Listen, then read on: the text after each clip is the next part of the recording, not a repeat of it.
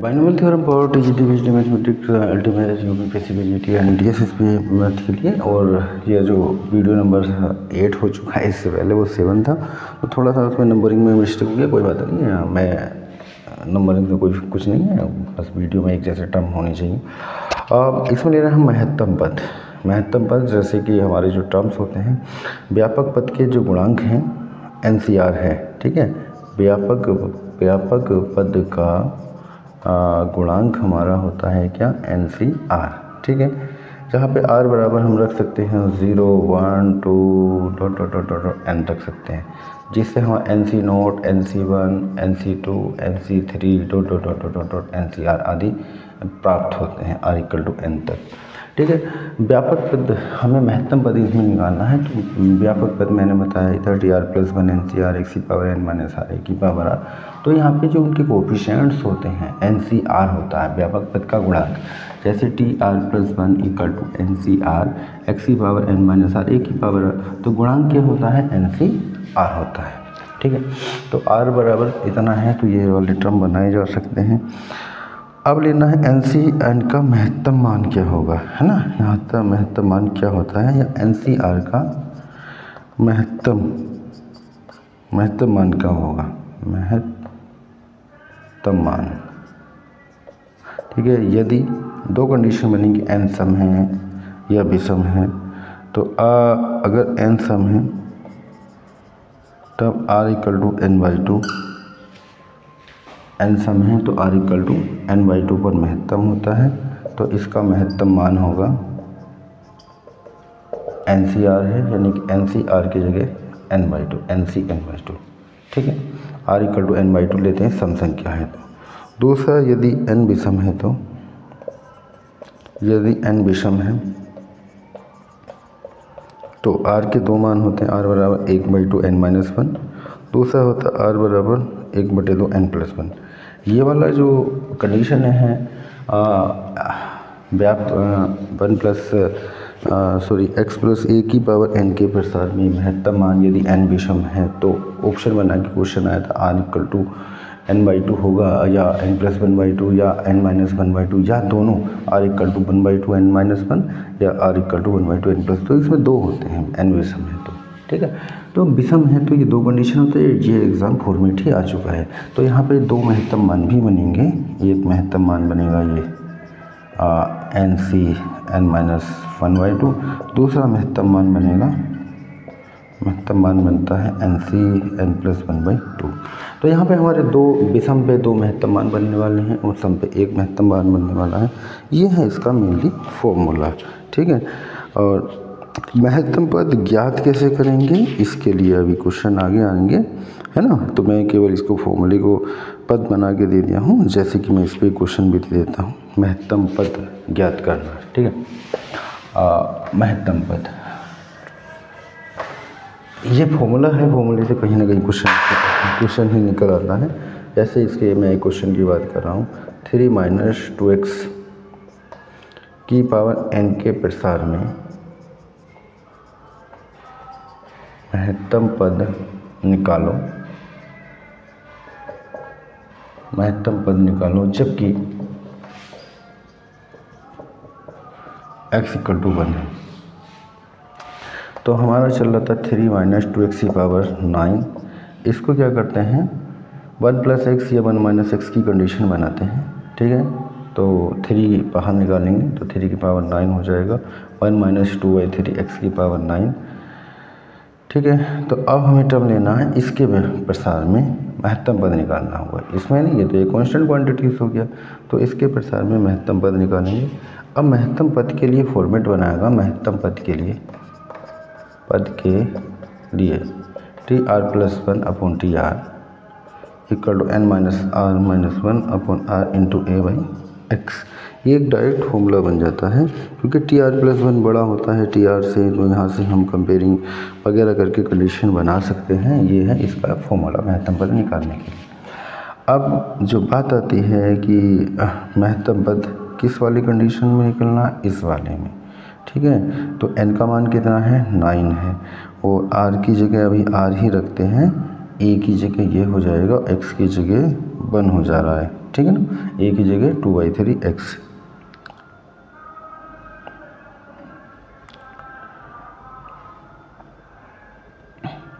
इसको सॉल्विंग कर लेंगे और TR+1 equal to 9 minus R, 9 minus का r प्लस 1 है, sorry n minus R plus 1 बटे आर ए बटे एक्स। ठीक है, 9 माइनस आर प्लस 1 बटे आर इंटू ए की जगह 1 हो गया, और नहीं x की जगह x प्लस ए होता है, तो ए की जगह 2/3x, ए की जगह 1। ठीक है, और हाँ ठीक है,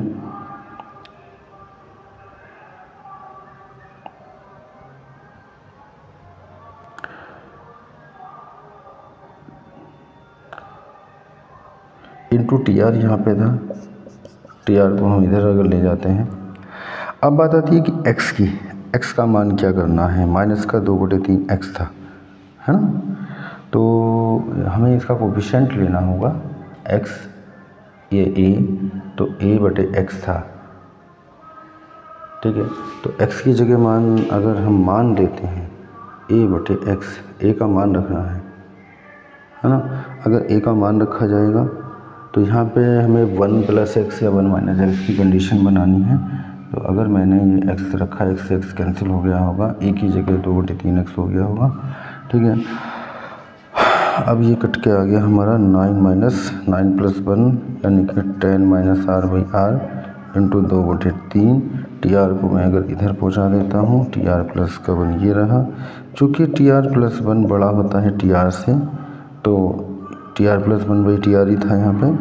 ठीक है, तो इतनी जो कंडीशंस है ये भी बड़ा होगा 1 से। TR+1/TR ही रहने दो, ये अगर TR+1/TR बड़ा है 1 से, तो इसका जो मान है ये था, इसको पूरा यहाँ रख देता हूँ, 10 - r/r इंटू 2/3 बड़ा होगा 1 से। इसको अगर हम सोल्व कर लेते हैं, 10 - r/r ऊपर 2 से गुणा, नीचे 3 हो जाएगा, बड़ा है 1 से, यानी कि 20 माइनस का 2r बड़ा है 3r से, तो 20 बड़ा है 3r + 2r से, तो 20 is greater than to 5r and r equal to 20/5 is greater than to r, तो 4 is greater than to r। ठीक है, यानी कि r is less than to 4, r का मान 4 से छोटा है। ठीक है, तो संख्यात्मक मान में r is less than to 4 है, चौथे और पांचवें पद बराबर हैं। ठीक है, r का मान क्या है हमारा, अतः संख्यात्मक मान में चौथे और पांचवें पद बराबर होंगे। x का मान 1 था, सॉरी ये कटा नहीं, यहाँ पे x था और x का मान क्वेश्चन में दे रखा था 1, x की जगह हमने क्या रख दिया था 1। इस वाली कंडीशन में जो x था, सॉरी x था यहाँ पे ये 1 था, और इस x का मान हमने 1 रख दिया। यहाँ पे थोड़ा सा कंफ्यूजन लग रहा था कि x का मान 1 दे रखा है, ठीक है ना, 1 रख दिया गया। यहाँ पे x प्लस a की जगह a का मान, x की जगह x का मान, और इसमें x का मान 1 रख दिया, तो ये 2/3 ही बचे। ठीक है, इसको थोड़ा सा सोल्विंग कर लेते हैं, और r लेस देन 4, r का मान 4 से छोटा है, तो 4 से छोटा है तो क्या हो सकता है, 3 होगा। ठीक है ना, महत्तम पद हमें निकालना होगा, तो महत्तम पद जो बनेगा हमारा इस वाले टर्म में बनेगा यहाँ पे, क्योंकि 3 की पावर 9 तो रहेगा ही रहेगा। अब NCR, r का मान कितना हो गया, 3 हो गया, 4 से छोटा, और x की पावर n - r, तो महत्तम पद होगा 3 की पावर 9 इंटू NCR और x की पावर n - r। ठीक है, n - r और a की power r, a equal to ये हो जाएगा 2/3 वगैरह है, और उसकी पावर r का मान 3 है, और ठीक है, तो 3 की पावर 9 इंटू n का मान कितना हो जाएगा, n का मान 9 था, c r का मान 3 है, x की जगह पे 1 चल रहा है, 1 की पावर 9 माइनस का 3, और a की जगह है 2/3, तो 2/3 की पावर 3। तो यहाँ पे अगर हम महत्तम मान ज्ञात करना है, तो इसको बस कैलकुलेट कर देना है, और ये हो जाएगा हमारा। यहाँ से हम r का मान फाइंडिंग करेंगे, और 9c3 इंटू 1 इंटू 2y3 की पावर 3। इसको सॉल्व कर लेते हैं, सॉल्व करेंगे हमारा महत्तम मान निकल आएगा, ठीक है ना। r इक्वल टू 3 पे आ गया। अगला क्वेश्चन है, एक और क्वेश्चन इसका बहुत बढ़िया क्वेश्चन है और ये एग्ज़ाम में आ रखा है, 2 से 3 बार एग्ज़ाम में आ चुका है, टीजीटी पीजीटी के एग्ज़ामों में आया हुआ है। तो ठीक है, तो मैं उस क्वेश्चन को करा रहा हूँ। तो बाकी जो क्वेश्चन है तो अभी केवल सेलेक्टेड क्वेश्चन कराएंगे। 1 प्लस एक्स की पावर n के प्रसार में तीन क्रमागत पदों के गुणांक 36, 84 और 126 है। n का मान ज्ञात करो, ठीक है। तो आया हुआ है, टीजीटी में भी आया है और पीजीटी में भी आया। महत्तम मान निकालने के लिए एक आध क्वेश्चन आया हुआ है, फिर अगली वीडियो से लूँगा मैं, अब उसमें एक आध क्वेश्चन उससे महत्तम मान के करा देंगे। एक छोटी वीडियो बना के 2 से 3 क्वेश्चन उसमें करा दिए जाएंगे, ठीक है ना, छूटेगा कुछ नहीं। 3 क्रमागत पदों के क्रमागत क्या मान लेते हैं, TR प्लस 1, 3 क्रमागत पद,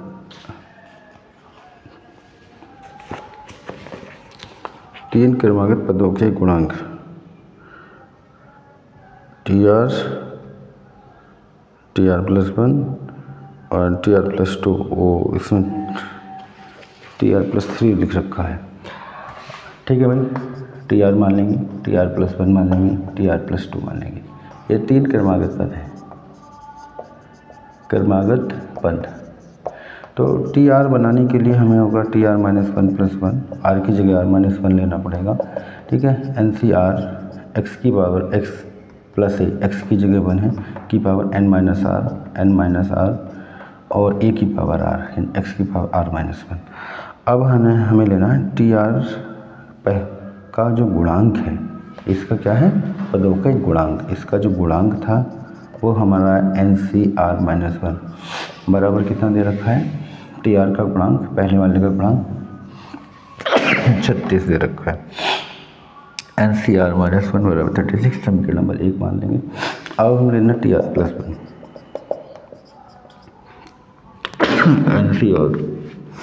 NCR 1 की पावर n माइनस r और x की पावर r। NCR इसका जो गुणांक है, NCR बराबर कितना है 84, समीकरण नंबर 2। अगला आता है 126, यानी कि TR plus 2, R plus 2, R plus 1 होगा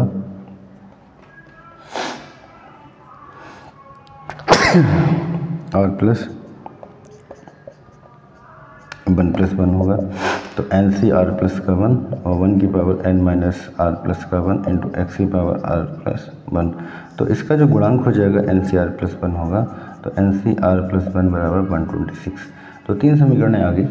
n का मान ऐसे फाइंडिंग करना है, यानी कि 3 समीकरण हैं, एक आएंगे NCR माइनस 1 बराबर 36, समीकरण नंबर 1। दूसरी है NCR इक्वल टू 84, समीकरण नंबर 2। और NCR प्लस 1 बराबर 126, समीकरण नंबर 3। ये चीज़ें हमें पता है, अब हम n का मान यहाँ से फाइंड करेंगे, ठीक है। तो 2 समीकरणों को यूज़ करें, पहले दूसरी को भाग दें या दूसरी तीसरी को भाग दें, वहाँ पे इक्वेशन बनाएं और सॉल्विंग करें। तो ऐसा एक क्वेश्चन पहले भी कहीं आया था परम्यूटेशन में, तो वहाँ पे भी इसी तरह से यही क्वांटिटी 36 होती है, n बराबर 9 r बराबर 3 ना। तो देखते हैं इसका मान क्या आता है। 1-2 को सॉल्व करते हैं, 1-2 को डिवाइडिंग कर लेते हैं, 36/84 NCR, तो ये हो जाएगा factorial n factorial r minus n minus r लगा दें तो कोई फ़ायदा नहीं हो रहा है। Factorial r minus 1 and factorial n minus r minus 1 factorial n factorial r factorial n minus r equal to 36/84। Factorial तो फैक्टोरियल कैंसिल हो गया, तो हो गया factorial r factorial n minus r factorial r minus 1 factorial n minus r plus 1। इसे काट लेंगे, 4 से कट जाएगा, 4×9 36, 4 21 बार है ना, और 3×3 9, 3×7 21, 3/7। ये r है, r into factorial r minus 1 हो जाएगा और n minus r factorial n minus r है, यहाँ पे फैक्टोरियल आर माइनस 1 है, एन माइनस आर प्लस 1 को बाहर निकालेंगे तो factorial N minus R, factorial N minus R से कैंसिल, इससे ये कैंसिल 3/7। तो एक यहाँ पे एक इक्वेशन सी बनने वाली है, जैसे कि हमारा ये बन गया एक समीकरण टाइप बन जाएगी, यानी कि R upon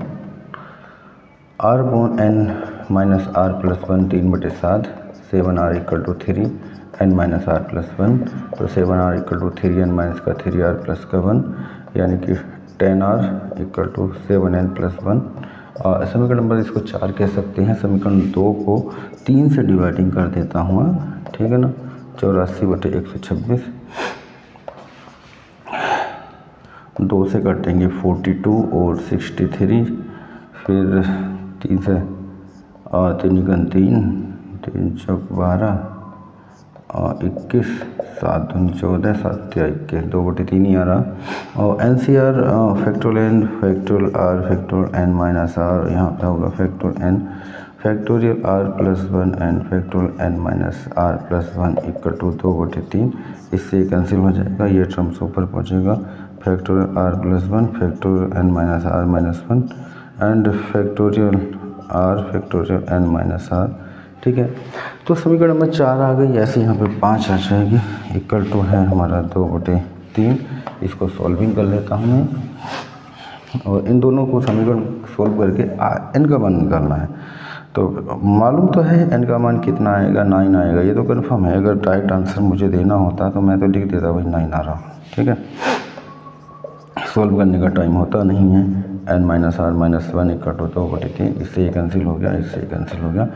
are plus 1 by N minus R equal to 2/3, cross multiply करेंगे, 3r plus 1 equal to 2n minus R and 3r plus का 3 इक्वल टू 2n माइनस का 2r।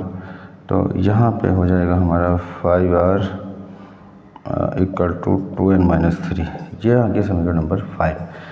इसको सोल्विंग कर लेते हैं। 5r यानी कि 2 से मल्टीप्लाई करें, 10r बना देता हूँ, 4n माइनस 6, और 10r का मान वहाँ से रख देता हूँ, 3n plus 1 equal to 4n minus का 6। तो ये अगर 1 प्लस का 6 इक्वल टू 4n माइनस का 3n, n इक्वल टू 7 आ रहा है। देखो ये क्वेश्चन कुछ अलग है, n का मान आ गया 7, उसमें आया था n का मान 9, ठीक है। ठीक है, फिर भी देख लेंगे कहीं कुछ गलती या कुछ तो नहीं है, हाँ, क्योंकि ठीक है साहब। तो 10r यहाँ पे 5r था, 5r को मैंने 2 से मल्टीप्लाई करके 10r बना दिया, 10r का यहाँ से यहाँ पे रख दिया। n का मान मैंने फाइंडिंग कर दिया है, 3n प्लस 1, n का मान हमारा इसमें 7 आ चुका है, ठीक है ना।